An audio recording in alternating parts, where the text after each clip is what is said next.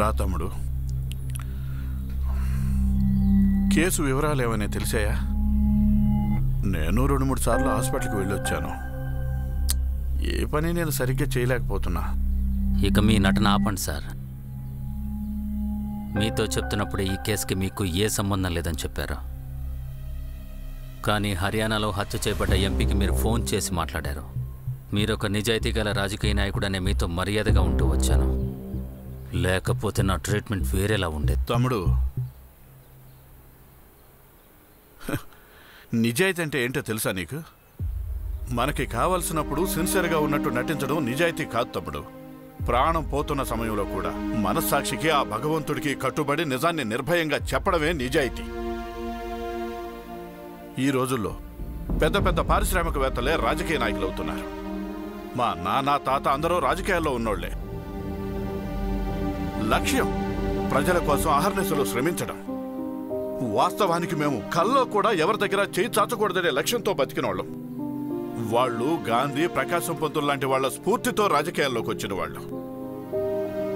నేను రాజకీయాల్లోకి వస్తానన్నప్పుడు వాళ్ళు నాకు చెప్పింది ఒకటే, రేయ్, ఎవరి డబ్బు దమ్మిడి కూడా ఆశించనని నాతో ప్రమాణం చేయించుకొని రాజకీయాల్లోకి రానిచ్చారయ్యా. కానీ ఇప్పుడు సారా అమ్ముకునేవాళ్ళు, గొంతులు కోసే హత్యలు చేసేవాళ్ళు రాజకీయాల్లోకి వచ్చి రాజకీయాలకే చెడ్డ పేరు తెచ్చారయ్యా. నా జీవితంలో నేను ఇంతవరకు నిజాయితీగానే బతికాను. అంత నిజాయితీగా ఉండేవారు నా దగ్గర ఎందుకు నిజం దాచారు? తమ్ముడు, హర్యానా ఎంపీ హత్యకు గురైన సంగతి నీ దగ్గర దాచిపెట్టడానికి చాలా కారణాలున్నాయి.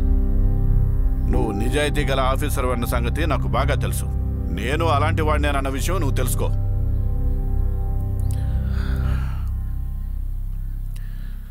కొన్నాళ్ల క్రితం నల్ల డబ్బును లెక్కల్లోకి తీసుకురావడానికి అధికారంలో ఉన్న వాళ్ళు ఒక పథకం వేశారు. కానీ దాని వెనక అసలు ఏం జరుగుతుందనేది ఇక్కడ చాలా మందికి తెలియదు.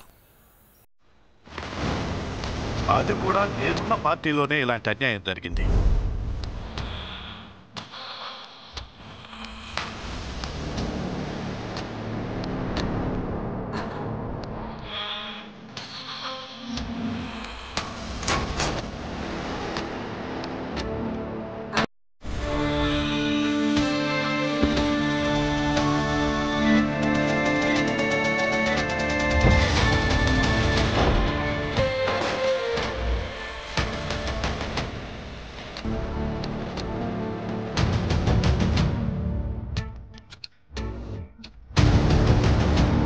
నమస్కారం అక్క. జాగ్రత్త.